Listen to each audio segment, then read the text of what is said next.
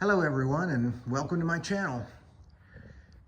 I just wanted to update everyone on my DIY electronic drum set, which I handcrafted from a lot of stuff that I have laying around my shop, and it just kind of proved that I could do it, and that I guess anyone could make their own set if they wanted to, although you could probably buy a $300 nitro set and be just as happy. But I wanted mine to look a little bit more like an acoustic set, and just, I don't know, I just like the wood look too. So originally what I had was a single drum, and I had always had two mounted toms, a floor tom, and a snare.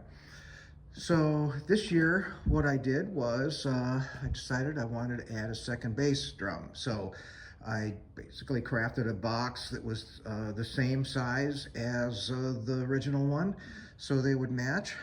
And I've got them tied together here in the middle with my bracket tree for the toms, for the mounted toms.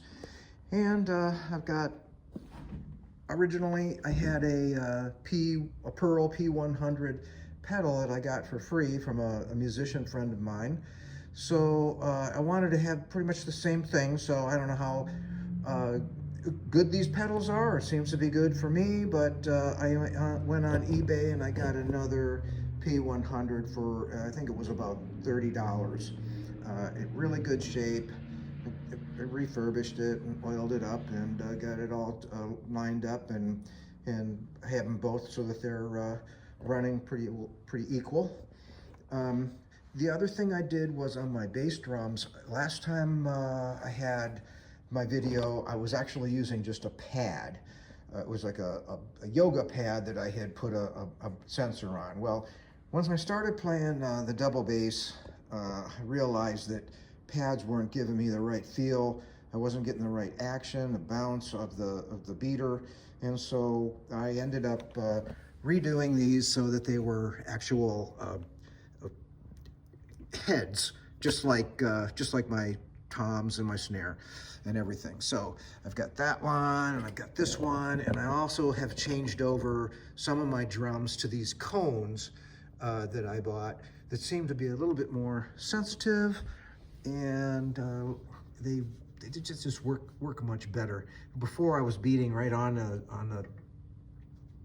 the rubber, and it just didn't feel right. So I have changed over some of my triggers, which in my other videos I just kind of made my own.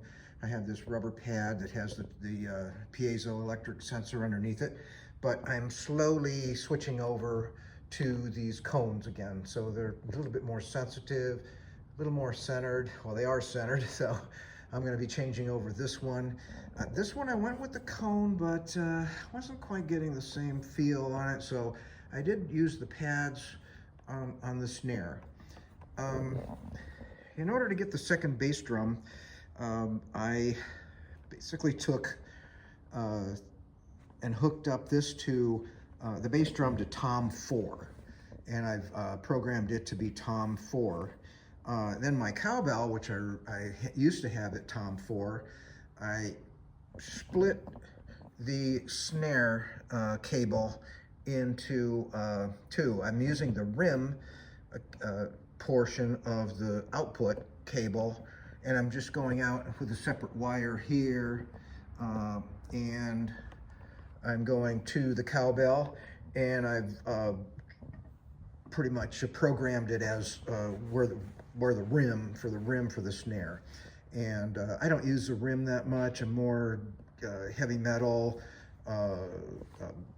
80s hair metal type thing, and I don't really use a rim all that much, so I decided to just use that.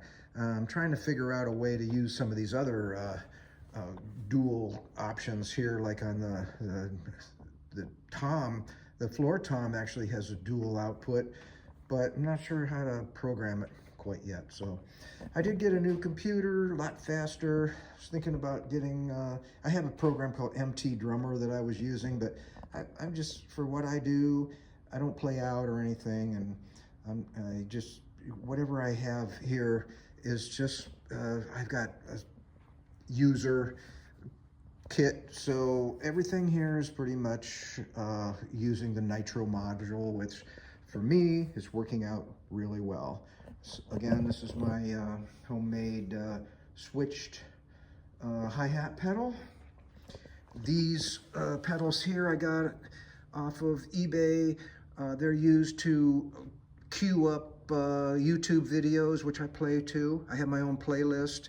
I have a lot of drumless tracks, and I can start and stop with this, and I can reset and go back to the beginning. These just emulate keystrokes on the computer. So got the new computer, which is taking up a lot less room.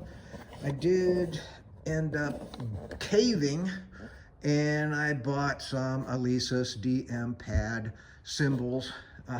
I was using my own cymbals, and they were okay, but I don't know, they just didn't seem to work all that good. It took me a while to get used to these because they're pretty hard when you hit them.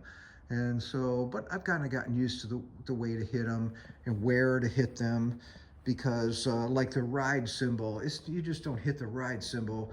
You have to hit it in a certain place for it to really work. So they need to work out, I think, some of the bugs or some of the features on these cymbals. Maybe there's better cymbals, I don't know, but I got these on eBay for like the whole set for like 75 bucks, and I'm pretty happy with them so far. So, and again, I was using EMT tubing as my cymbal stands, and so when I got the cymbals, I had to 3D print my own anti-rotation bracket, which I just modified, the Alesis one, since it fits on a standard cymbal stand, but I didn't want to spend the money on cymbal stands, so I modified it to do this. I use a 3D program called, it's AutoCAD's Fusion 360 to do all of these 3D printed modifications.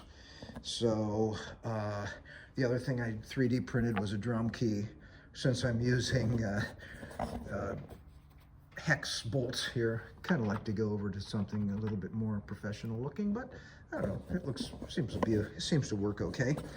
And then when I want to get away from the headphones, I do have, I think I showed everybody, this acoustic B15 bass amp, and it's got a 10-inch speaker, 15 watts. It really works well, it's pretty loud.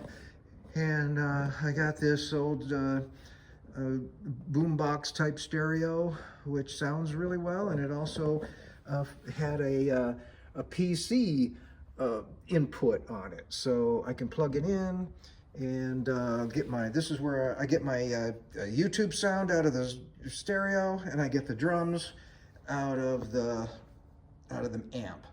So sometimes I just want to rock out without blasting it into my ears, and so it's been working out pretty well for me. And I just wanted to show everybody that, if you really want something like I did, and I didn't really want to spend the money, or your wife won't let you spend the money, then you can really kind of do it yourself on a budget and get what I think is a pretty decent set.